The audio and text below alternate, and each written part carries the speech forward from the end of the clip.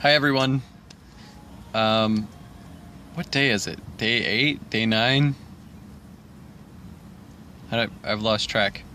I'm outside of Chicken and Pickle. It's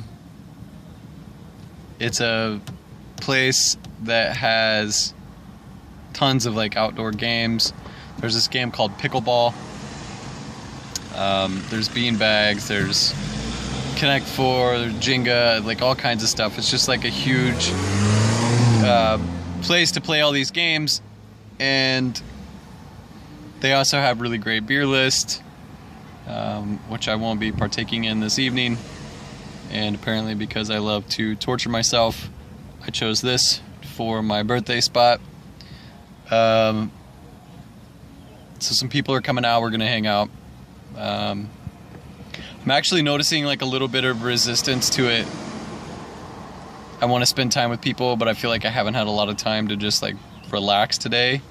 Woke up and did a lot. Fixed my window, helped a friend move. So it's been a pretty busy day. Hiked, which was cool.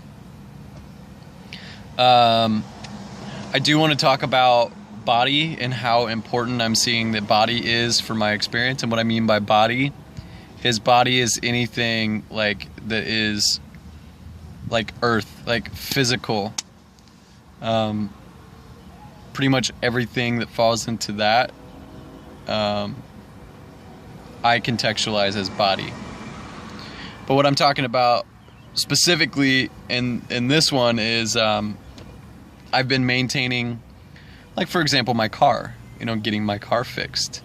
That's one thing that oftentimes gets neglected in my experience, is doing those things that actually, like, without that, like I wouldn't be able, without my car, like, I would have to find rides, I would have to do this, so it's like putting it into that. It's like when you get a sprained ankle, you start like taking your body for granted.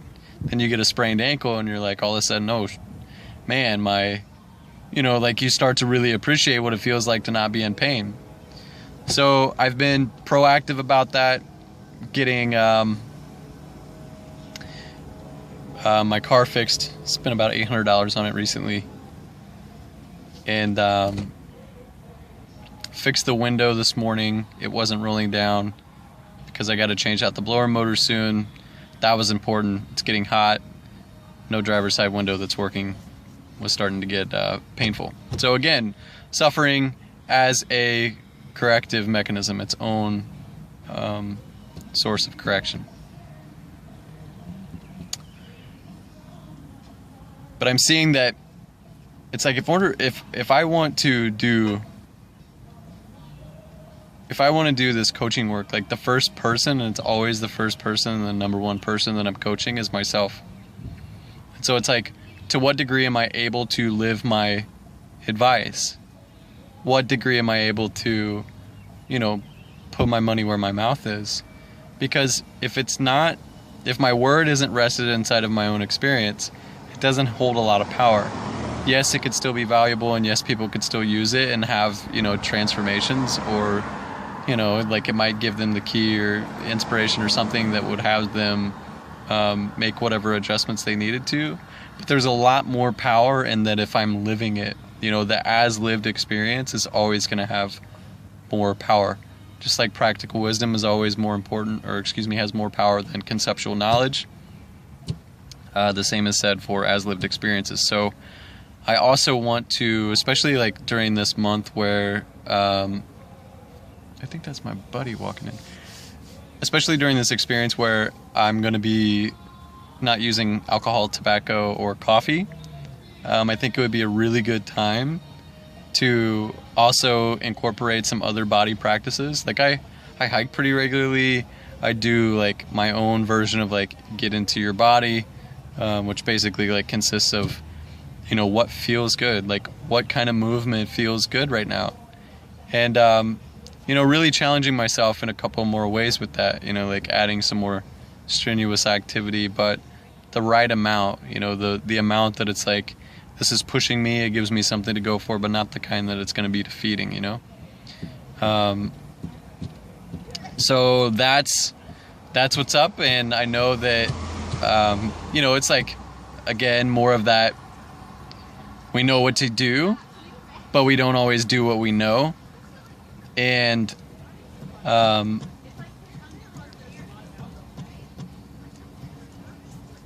yeah, it's like, I know that would really provide something for me. I know what it feels like to feel strong. Like, you know, after I've spent like some time working on my body, like practicing yoga or practicing some form of, like GMB Fitness was another one that I was doing there for a while. And it feels good. Like, it feels good to be strong. It feels good to be centered in my body and like feel my musculature and feel like, you know, there's just this like, naturally feels like, yeah, like I can do anything. Like, I'm, you know, there's a sort of like confidence and an empowerment that comes with that. And that's what I'm standing for. So that's also up on the agenda. Hard stuff too, like calming down, you know, like settling into, you know, dropping in. We live in a highly mind-based society, and it's typically rooted in like, you know, our heads. Our awareness is usually focused there, at least in my experience. And so continuing to practice dropping in more.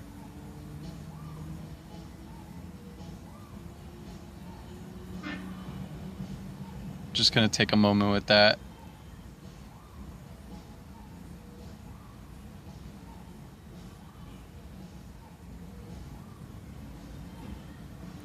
You know, and to get at that fear a little bit of, what if, like, worst case scenario, what if nobody's getting anything out of this? The worst case scenario in that would be people would just stop watching the videos. You know, and then what would happen? Well, I would either keep doing them or I wouldn't. I would either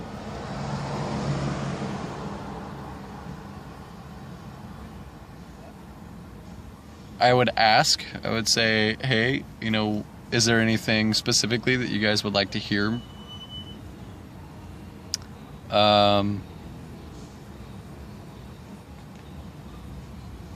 And what if, like, worst case scenario is like they were like, nope, we're just not interested. We think what you're talking about is stupid. We think you're, you know, what, like, that would be like the worst case scenario, which is not a big deal.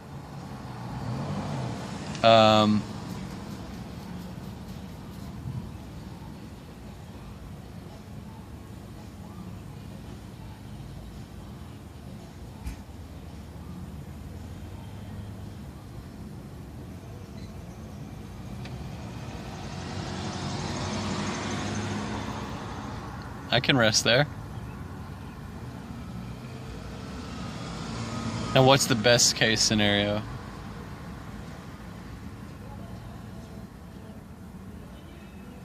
Well, as best as I can imagine, I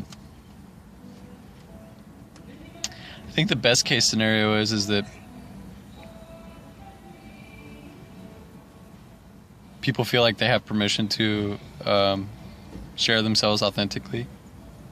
People, like, the best case scenario would be somebody hears about something that I've done and becomes inspired and alters their life in a way that has them, like, be authentically fulfilled. Best case scenario, like, someone leaves a job that they don't want to be in. Best case scenario is somebody calls up their parents and is like, hey, I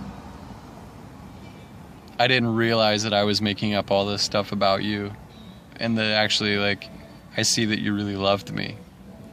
And you know, like, just healed relationships. That would be in the best case scenario. Maybe somebody calls me up and says, hey, we've been looking for someone like you to start this project or to run this program or to do this or to do that. And it's a great fit for me and I would love it. You know, they say that I can travel. They say that, you know, like, we'll introduce you to all the clients and I, you know, gain 20 new best friends, you know, like, these are some of the best case scenarios. Like, this is the best case scenarios far outweigh any of the worst case scenarios. And so it's like, and so that's a realignment. It's realigning with why I'm doing this. Because I want something for myself and I want something for other people. And ultimately what I want for other people is that they get what would have them be fulfilled. You know, authentically. People get what they're committed to because of the recognition and being able to empathize with other people.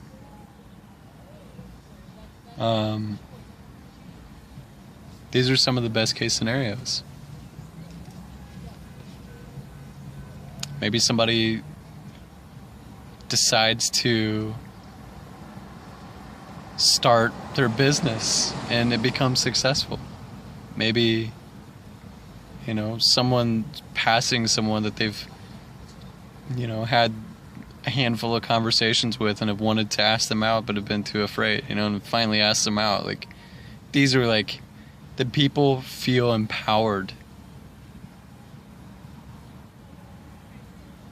And so I'm living that. I'm generating that for myself through using distinctions,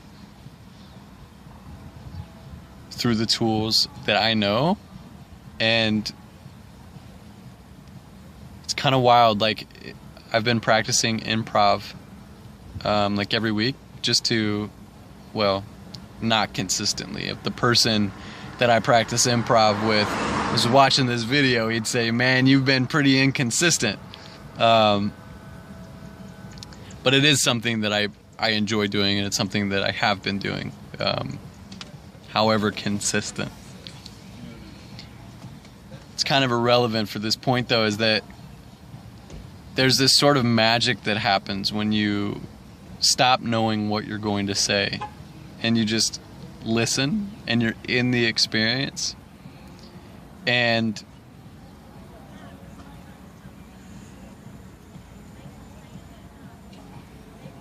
it's like some of the funniest things have happened through mistakes.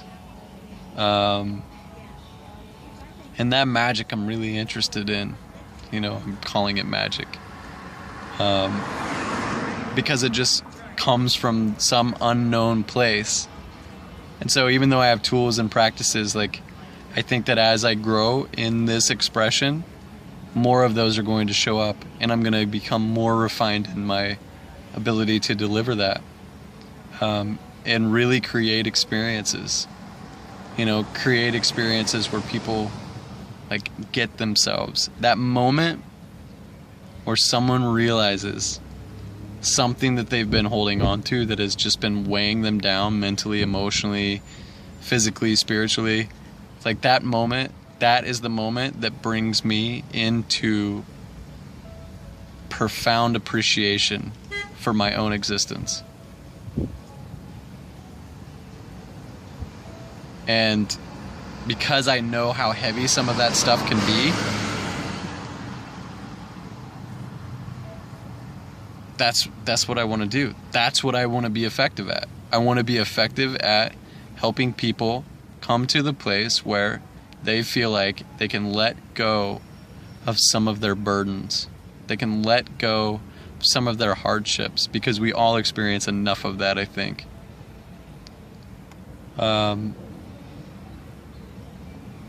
That's it. So, yeah, I'm not even going to go the full 15. I've said all that I feel like there is to say for this one, another one down, as usual. Thank you. I appreciate you listening. Share this with anyone that you feel like would benefit from it. I lied. I went over the 15, but yeah, I'm gonna go have fun with my friends. So you guys take care. Peace.